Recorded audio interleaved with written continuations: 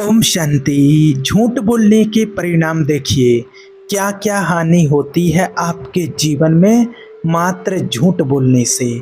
आज हम बात बात पर झूठ बोल जाते हैं, ध्यान नहीं देते हैं इसका कि इसका परिणाम क्या होगा। छोटी छोटी बातों पर हम झूठ बोल जाते हैं, अपनों से झूठ बोल जाते हैं, परिवार में अपने किसी भी सदस्य से झूठ बोल जाते हैं, लेकिन उसका परिणाम क्या होता है आप नहीं जानते हैं। आज जान लीजिए। सबसे पहली बात तो आपको बता दें कि इस दुनिया में किस किस को पता है कि झूठ बोलना पाप है। आज आप जितने लोग भी इस बात को सुन रहे हैं, आज इस दुनिया में जो भी लोग हैं, सभी को पता है कि झूठ बोलना पाप है। जो छोटे बच्चे होते हैं उनको तो नहीं पता होता है और उनके लिए पाप भी नहीं लगता है, लेकिन जो समझदार हो जाते हैं, युवा हो जाते हैं, उनको पता होता है कि झूठ बोलना पाप है। और जब झूठ बोलना पाप है, फिर व्यक्ति को बोलना चाहिए क्या? फिर तो सबको सत्य ही बोलना चाहिए, क्योंकि पता है कि झूठ बोलने से पाप लगता है। फिर तो सभी को बहुत बड़े सत्यवादी होना चाहिए, लेकिन नहीं, फिर भी लोग झूठ बोलते हैं। और आज आप चेक कर लीजिए, किसी दूसरे को मत देखिए, अपने आप को ही चेक कर लीजिए कि आप दिन में कितनी बार झूठ बोलते हैं और किस किस बात को लेकर के आप झूठ बोलते हैं, किन किन बातों पर झूठ बोलते हैं। जब आपको पता भी है कि झूठ बोलना पाप है और फिर भी आप झूठ बोल करके आप ये पाप कमा रहे हैं, क्यों ये नादानी आप कर रहे हैं, क्यों ये अज्ञानता है आपके अंदर। जो ना जाने वो व्यक्ति झूठ बोले तो फिर तो समझ भी आता है कि भाई इसको तो चलो इस बात का ज्ञान नहीं है, इसको तो नॉलेज नहीं है। जैसे छोटा बच्चा है, उसको पता नहीं है कि झूठ क्या होता है और झूठ बोलने से क्या होता है, तो वो तो नादान है, उसकी तो कोई बात नहीं है। लेकिन आप तो जानते हैं कि सच क्या है और झूठ क्या है। आप तो समझदार हैं, क्या बोलना चाहिए क्या नहीं बोलना चाहिए आप तो ये भी जानते हैं। अब ये बताइए कि आपको ये पता है कि सच बोलना चाहिए, फिर भी आप झूठ बोलते हैं, तो आप ये बताइए कि फिर किससे सच की उम्मीद रखी जाए, कि कौन सत्य बोलेगा। आप ये बताइए। आप कह रहे हैं, आप भी जानते हैं कि झूठ बोलना पाप है और उसके बाद भी आप बोलते जा रहे हैं, तो फिर सत्य की अपेक्षा किससे रखी जाएगी? भगवान किससे सत्य की उम्मीद रखेगा कि कौन सत्य बोलता है? आज लोग छोटी छोटी बातों में, जरा जरा सी बातों में, जरा जरा से फायदे के लिए भी झूठ बोल देते हैं। कितना फायदा होता आता है सोचिए। एक ऐसा समय था कि चाहे अपनी राजगद्दी हो, चाहे करोड़ों की प्रॉपर्टी हो, धन दौलत हो, कुछ भी हो, राजपाट हो, उसके लिए भी व्यक्ति झूठ नहीं बोलता था। और अपना चाहे राजपाट चला जाए, चाहे कुछ भी चला जाए, उसके लिए लोग झूठ नहीं बोलते थे। हमारे इस भारत देश में ही, हमारे सनातन धर्म में ही ऐसे ऐसे लोगों ने जन्म लिया है कि एक झूठ के पीछे चाहे उनको कितना भी बड़ा त्याग करना पड़े, कितनी भी प्रॉपर्टी का, किसी भी व्यक्ति का, तो भी उन्होंने त्याग किया है, लेकिन झूठ नहीं बोले हैं। और आज यहाँ पर देख लो, लोग जरा जरा सी बातों के लिए झूठ बोल देते हैं। और जो झूठ बोल भी रहे हैं तो उन्होंने आज कौन सी कमाई कर ली? क्या उन्होंने अपने घरों में सोने चांदी से दीवारें जड़ ली हैं? क्या सोने चांदी की जड़त दीवारें खड़ी कर ली हैं? क्या मिल गया है उनको? क्या कमाई करना है झूठ बोल करके? आप खुद बताइए। क्यों हम झूठ बोलें? क्यों हम सत्य बोल करके नमक रोटी क्यों ना खा लें? झूठ बोला हुआ हमें 56 प्रकार के भोजन हमें क्यों चाहिए? और जब आप सब झूठ बोलने लगेंगे तो फिर सत्य बोलेगा कौन? किस पर विश्वास किया जाएगा? आप खुद विचार कीजिए। जमाना दुनिया के लोग उल्टे सीधे काम करने वाले झूठ बोलें तो बोलें, जमाना तो झूठ बोल ही रहा है। और जो लोग भगवान को मानने वाले हैं, जो संस्कारी हैं, जो भगवान में विश्वास और आस्था रखने वाले हैं, भगवान को मानने वाले हैं, जो भगवान को जानने वाले हैं, तो जो सनातनी हैं, सनातन धर्म की, सनातन कुल की आत्माएं हैं, और जो ईश्वर पर विश्वास आस्था रखने वाले हैं, जो राम कृष्ण को जानने वाले, समझने वाले हैं, जिन्होंने राजा हरिश्चंद्र को जाना है और जिन्होंने अपनी एक झूठ बोलने के पीछे अपना जीवन सर्वस्व निछावर कर दिया था, अपने बच्चे को, अपनी पत्नी को त्याग दिया था कि झूठ ना बोलना पड़े। ऐसे ऐसे महान तपस्वी राजाओं को जानने वाले हैं, तो कम से कम आप तो झूठ ना बोलो। अगर ईश्वर पर विश्वास और आस्था रखने वाले भी झूठ बोलने लगेंगे तो फिर सत्य कौन बोलेगा? किससे उम्मीद की जाएगी फिर सत्य बोलने की? आप खुद विचार कीजिए, किससे उम्मीद की जाएगी? सबको पैसा कमाना है और पैसे के लिए ही सब झूठ बोलते जा रहे हैं, लेकिन झूठ बोल करके क्यों कमाना है? अरे सत्य बोल करके ही कमाइए। सत्य बोलने के नुकसान ही क्या है? कई लोग कहते भी हैं कि सत्य बोलेंगे तो गुजारा नहीं होगा। कितना झूठ है, कितना झूठ बोलते हैं लोग कि गुजारा नहीं होगा। अरे सत्य बोलने वाला तो यहाँ भी सुखी है, इस लोक में भी सुखी है और उस लोक में भी सुखी है। कोई बाल भी बांका नहीं कर सकता है सत्य बोलने वाले का। आप एक बात याद रखना कि झूठा तो दुर्योधन था, झूठा दुर्योधन था, आप इस बात को याद रखना। और पांडव सत्य बोलने वाले थे, लेकिन श्री कृष्ण जी ने सत्य बोलने वालों का ही साथ दिया था। इसलिए जमाना इतिहास से साक्षी है कि भगवान झूठ बोलने वालों का कभी साथ नहीं देते हैं। जब भी भगवान साथ देते हैं तो सत्य बोलने वालों का ही साथ देते हैं। यदि आप झूठ बोलेंगे तो फिर भगवान आपकी क्यों सुनेंगे?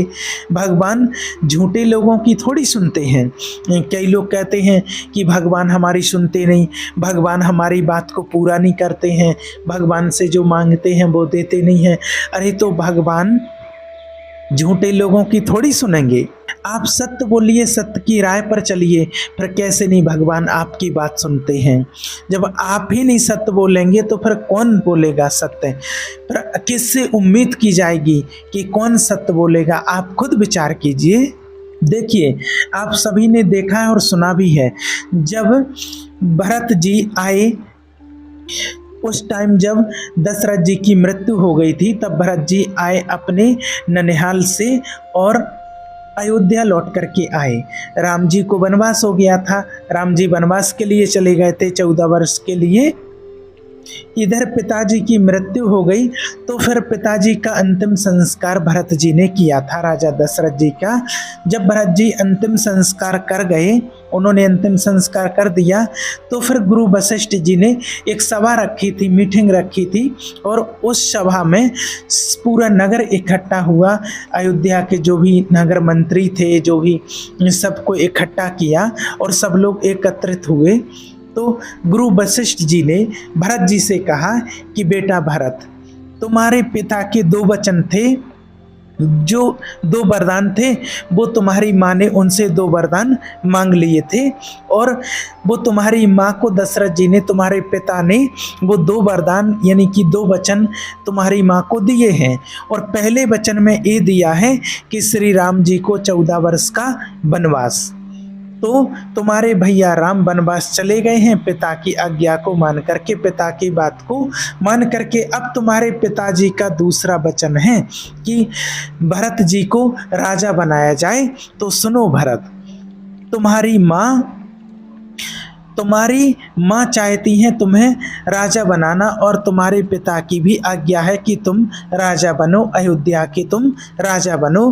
तो हम सभी लोग तुम्हें इस राज गद्दी पर बिठाना चाहते हैं और तुम्हें राज तिलक कहना चाहते हैं। और कल का मुहूर्त बढ़िया है, आप तैयार हो जाओ और कल तुम्हें राजगद्दी पर बिठाया जाएगा और कल तुम्हें राजा बनाया जाएगा, क्योंकि ये तुम्हारे पिता की आज्ञा है और तुम्हारी माँ की इच्छा है। सबकी राय सलाह पूछी गई कि कोई विरोध करेगा क्या? तो भाई जब राजा की आज्ञा है तो कौन विरोध कर सकता है? सभी से पूछा, मंत्रियों से पूछा, सभी से पूछा, पूरे नगर से पूछा, तो किसी ने किसी प्रकार का कोई विरोध नहीं किया। भाई कौन विरोध करेगा? क्यों विरोध करेंगे? जब राजा ने कह दिया कि बेटा बैठेगा गद्दी पर तो बैठेगा, सब तैयार हैं, प्रजाजन सब तैयार हैं। जब भरत जी से पूछा गुरु वशिष्ठ ने कि बेटा भरत, क्या तुम तैयार हो? भरत जी ने कहा नहीं। भरत जी ने मना कर दिया कि गुरुदेव मैं तैयार नहीं हूँ। बोले क्यों? तुम अपने पिता की आज्ञा का पालन नहीं करोगे क्या? बोले मैं नहीं कर सकता पिता की आज्ञा का पालन। अरे पिता की आज्ञा का पालन करना, पिता आज्ञा का पालन करना सही है और बेटे का धर्म होता है। तो भरत जी बोले कि मुझे सही नहीं बनना है, मुझे सही नहीं बनना है। यदि मैं राजा बन गया गुरुजी, भरत जी ने कहा कि गुरुजी अगर मैं राजा बन गया तो ये पृथ्वी रसातल को चली जाएगी। अगर मैं राजा बन गया तो ये पृथ्वी रसातल में चली जाएगी, नीचे चली जाएगी, डूब जाएगी पानी में, भरत जी ने कहा। तब वशिष्ठ जी ने कहा कि वाह भरत, इस धरती पर रावण जैसे पापी, उनके पाप से तो पृथ्वी रसातल पर नहीं गई। हिरण्याक्ष हिरण्यकश्यप जैसे पापी हुए और उनके पाप से, हिरण्यकश्यप जैसे पापियों के पाप से तो पृथ्वी रसातल को नहीं गई, रसातल में नहीं गई। और तुम जैसा धर्मात्मा भरत राजा बन जाएगा तो पृथ्वी रसातल में चली जाएगी। तब वहाँ पर भरत जी ने जो बात कही वो आपको बड़े ध्यान से सुनना है। वहाँ भरत जी ने कहा गुरुदेव, ये जो पृथ्वी है ना, इस पृथ्वी को रावण, हिरण्याक्ष और हिरण्यकश्यप जैसों से उम्मीद नहीं, धर्म की उम्मीद नहीं थी, सत्य की उम्मीद नहीं थी। ये सत्य की उम्मीद रावण से थोड़ी है, रावण से थोड़ी उम्मीद रखेगी।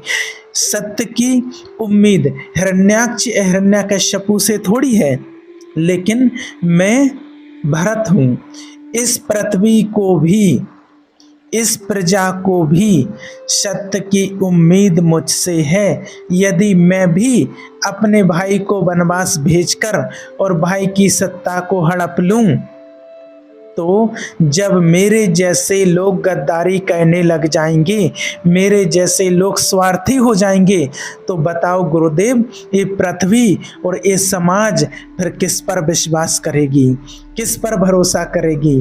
फिर धर्म को थामेगा कौन गुरुदेव? ये बात सुनते ही गुरुजी की आंखों में आंसू आ गए।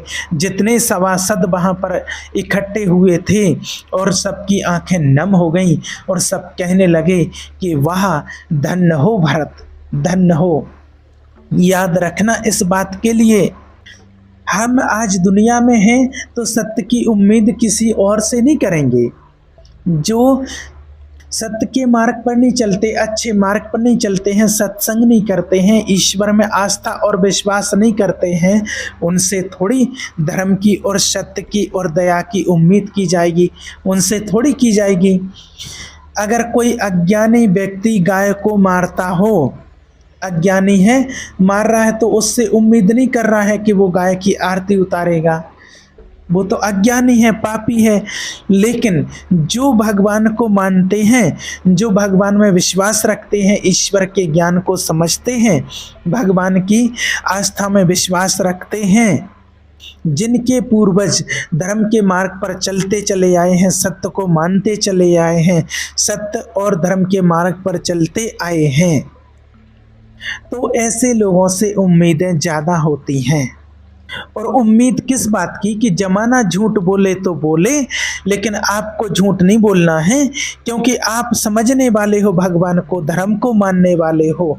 जमाना कुछ भी उल्टी सीधी खाए पिए तो खाए, लेकिन आपको उम्मीद, आपसे उम्मीद रखी है हमने, भगवान ने उम्मीद रखी है, क्योंकि आप ईश्वर से जुड़े हैं, आप धर्म से जुड़े हैं। तो सोचिए कि जो भगवान से जुड़ा हुआ व्यक्ति भी अगर मांस खाने लग जाए और झूठ छल कपट करने लग जाए, तो सत्य की उम्मीद फिर किससे करेंगे? कहाँ जाएगा सत्य? आप खुद विचार कीजिए, कहाँ जाएगा धर्म, कहाँ जाएगी दया? तो ऐसे जब धर्म के मार्ग पर और सत्य के मार्ग पर चलने वाले जब अधर्म का काम करते हैं, झूठ बोलते हैं, पाप करते हैं, तो इस धरती माँ के हृदय में चोट लगती है, ठोकर लगती है कि ये कैसी हरकत कर रहे हैं। तो फिर वो धरती माँ भी कहती है कि मैं अब कहाँ जाऊँ, किससे सत्य की भीख मांगें, किससे सत्य की उम्मीद रखें, कि तुम सही राह पर चलो, तुम सत्य बोलो। किससे उम्मीद रखेंगे? आप खुद विचार कीजिए। इसलिए आपसे आज कहते हैं, बार बार आपको हमेशा इशारा देते रहते हैं कि जरा जरा सी छोटी छोटी बातों के लिए सत्य बोलना, अधर्म के मार्ग पर चलना, अत्याचार कहना, पाप कहना, ये हम जो सत्य के मार्ग पर चलने वाले होते हैं उनको शोभा नहीं देता है। इसलिए कभी भी हमें ऐसे कर्म नहीं करना चाहिए। इसलिए आपसे कहते हैं कि अपने बच्चों को doctor, engineer, pilot, master, doctor, मंत्री बाद में बनाना, लेकिन अपने बच्चों को जो भी बनाना, आपको सब कुछ बनाना, लेकिन सब कुछ बनाने के पहले आप सत्यवादी बनाओ, दयावान बनाओ, एक अच्छा इंसान बनाओ। पहले अपने बेटे को अच्छा इंसान बनाओ। आपका बेटा अगर अच्छा इंसान होगा, उसके हृदय में सत्य, उसके हृदय में दया होगी, तो अच्छा जज भी होगा, अच्छा एडवोकेट भी होगा, अच्छा पायलट भी होगा, अच्छा इंजीनियर भी होगा। जिस फील्ड में भी जाएगा, जो भी बनाओ वो आप बाद में बनाना, लेकिन पहले उसे अच्छा एक इंसान तो बना दो। पहले उसके हृदय में सत्य की स्थापना तो कर दो, पहले उसके हृदय में दया की स्थापना तो कर दो। आज विडंबना तो ये है कि आप अपने बच्चों को आज इंजीनियर, डॉक्टर, मिनिस्टर, पायलट तो सब कुछ बना रहे हैं, लेकिन एक अच्छा इंसान बनाना आप खुद भूल गए हैं। इसलिए आपका बेटा आपको ही सम्मान के साथ गिलास भर पानी नहीं देता है। आपका बेटा आपको ही बुढ़ापे में सम्मान के साथ 2 वक्त की रोटी नहीं देता है, क्योंकि आपने बेटे को डॉक्टर तो बना दिया, इंजीनियर बना दिया, जो बनाना था बना दिया, लेकिन इंसान बनाना आप भूल गए। उसके हृदय की तिजोरी में दया भरना तो भूल गए, और तिजोरियों में पैसा भरना तो आपको याद रहा, लेकिन हृदय की तिजोरी में सत्य भरना भूल गए। लोहे की तिजोरियों में, बैंक में पैसा डालना तो याद रहा, और जो होना चाहिए था वो याद नहीं रहा। बेटे को कौन सा प्लॉट, कौन सा खेत, कौन सा कितना सोना चांदी, कौन सा फ्लैट क्या देना, ये सब कुछ तो आपको याद रहा, पर बच्चे को संस्कार भी तो देने होते हैं ना, उसको दयावान भी तो बनाना है, उसके हृदय में सत्य की भी तो स्थापना करनी है, और वो कहना आप भूल गए। ये सब कुछ आप दे दोगे, और अगर आप ये नहीं भी दे पाओगे, अगर आपने सत्य के मार्ग पर चलना सिखा दिया, सत्यवादी बना दिया, तो सब कुछ वो अपने आप कर लेगा और उसको सब कुछ मिल जाएगा। लेकिन आप धन दौलत प्रॉपर्टी कितना भी छोड़ जाओ, लेकिन अच्छे संस्कार नहीं दे पाए, तो आपके जाने के कुछ ही दिन बाद वो सारी प्रॉपर्टी ठिकाने लगा देंगे बच्चे, और आज ऐसा दुनिया में होते हुए देख भी रहे हैं। इसलिए आपसे कहते हैं कि बच्चों को अच्छे संस्कार दो, खुद सत्य बोलो, सत्य के मार्ग पर चलो, और अपने बच्चों को भी सत्य के मार्ग पर चलाओ। ठीक है? ओम शांति।